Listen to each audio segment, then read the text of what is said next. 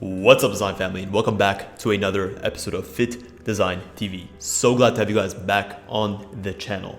On today's episode, we'll be going through my top 7 questions to ask when vetting a new supplier. And when it comes to fashion, these suppliers can be pretty much anything. They can be a cut and sew supplier, they can be a packaging supplier, it can be a design firm that you want to work with.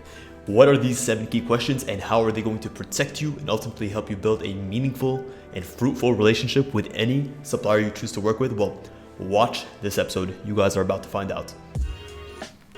Welcome to Fittdesign TV. Are you interested in sports fashion, design, and manufacturing?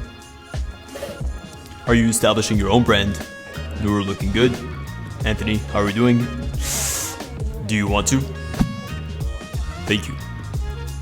Well, you've come to the right place. Lights, camera, action. It's important to note that when we're questioning or when we're speaking with a supplier, the intention is to vet this supplier for their business, for their reliability, for their quality, for the way that they actually work. So all of these questions here are meant to uncover different aspects of the supplier and ultimately allow you to judge whether or not this type of person or this type of organization would make a good business partnership or a good business prospect long term. So what is the first question? Number 1 is going to be, what are your unique selling points? And I know that this may seem an odd question to ask, but every single supplier that you work with, if they are worth their weight when it comes to how they perform, they're going to know what makes them special.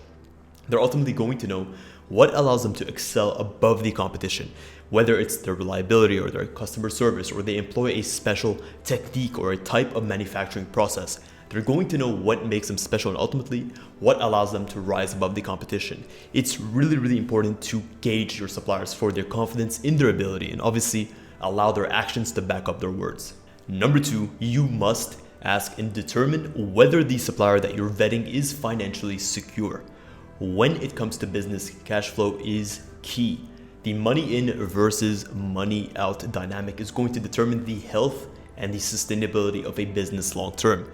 Sure, you may be in a healthy position, but if you're investing hundreds of thousands of dollars to produce with an external factory and their cash flow is poor, they're not able to manage their finances accurately, well, this is going to put you in a precarious situation. Let me paint the picture for you. Let's just say you put a deposit down on an initial order with a supplier, and 2-3 months down the line, there's a financial crisis or there's some form of global threat or risk, and you find that this supplier is going under.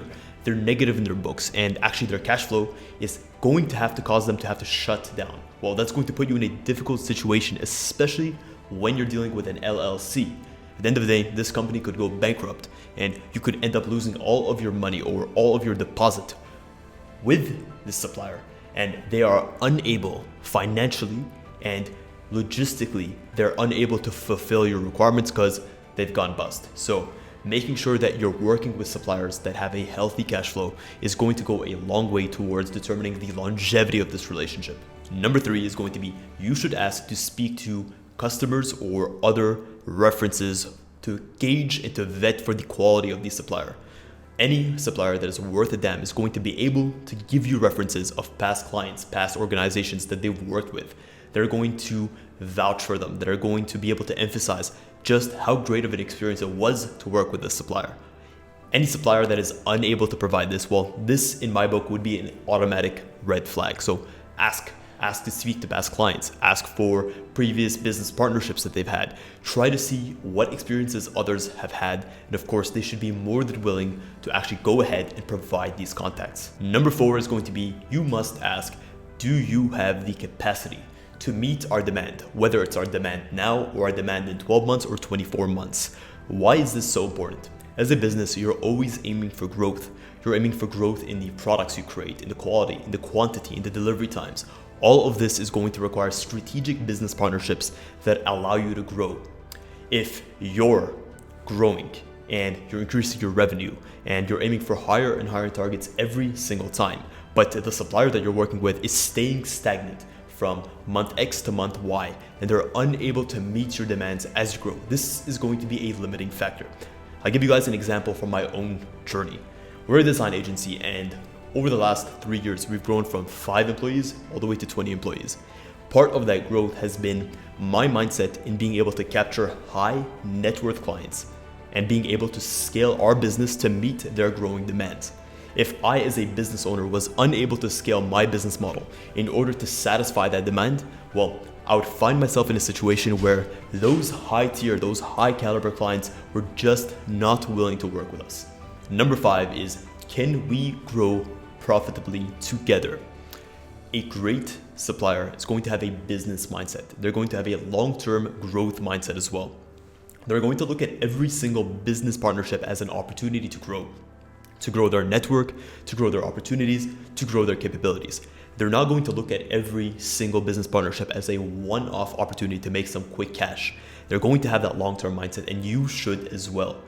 Connecting and coordinating with people that share that mindset is going to allow you to scale your business and for them to scale their business into avenues and into spaces that make sense for the both of you. If you look at the business that you are today and the business that you ultimately will be in a year, in 2 years, and 5 years, you're not going to get there doing the things that you're currently doing right now. The same is going to be true for the suppliers that you work with. Those that remain stagnant are not going to be able to give you the growth, the infrastructure, the technology that you need, that you both need to enhance your service, to enhance the products you create, and ultimately to get to those other levels. So make sure that you're always partnering up with people that see the long-term vision and that are actively aiming towards those goals. Number 6, you must ask for, in some form or another, an SLA, or a service level agreement.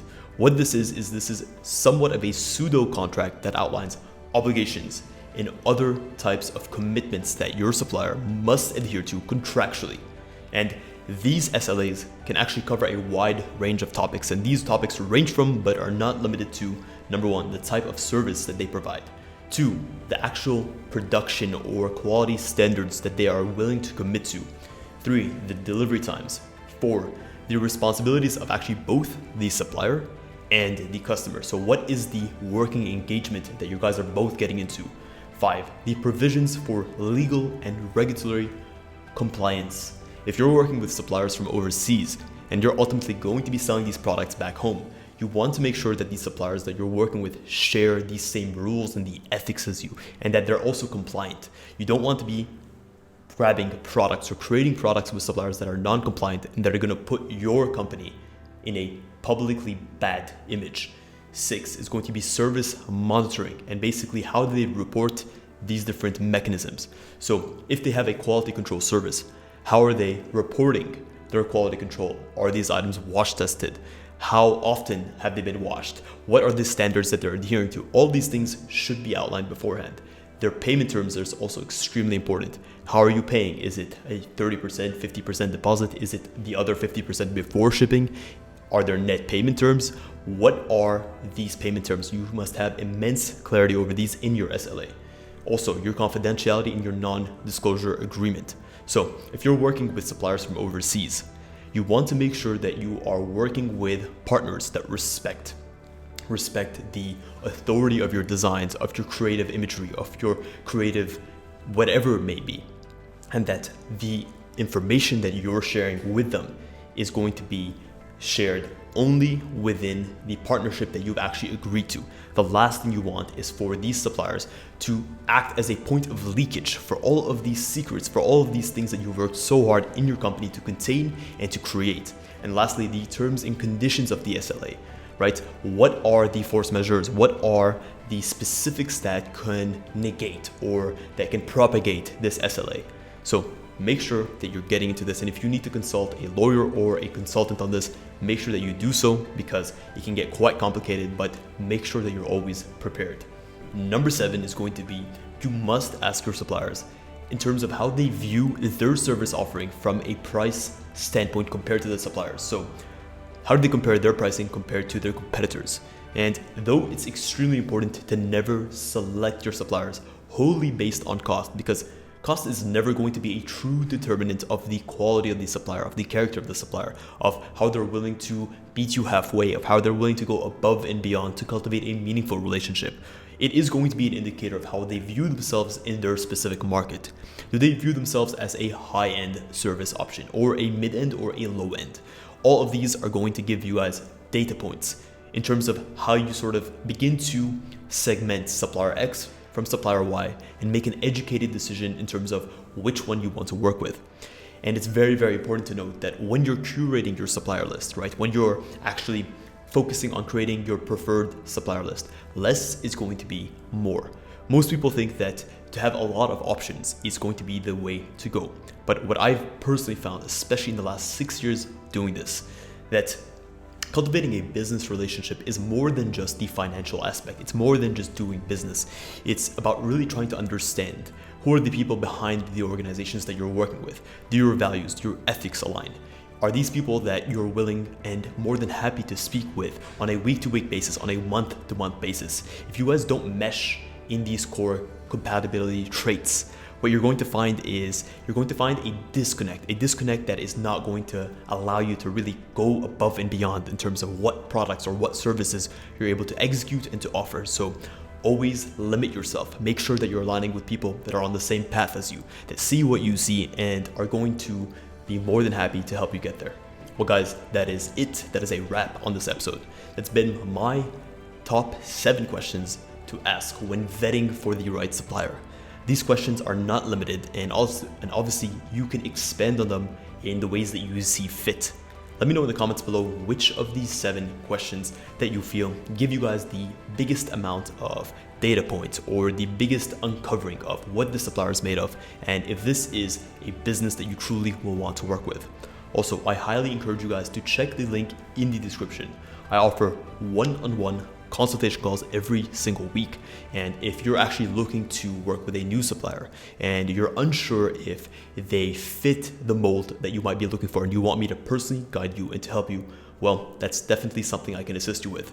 Guys, I always thank you from the very bottom of my heart for tuning into these episodes.